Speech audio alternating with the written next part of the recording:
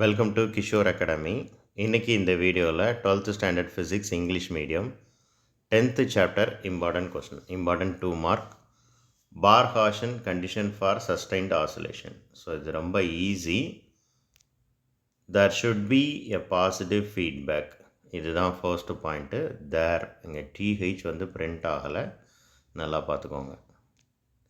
Second point, the loop phase shift SHIFT.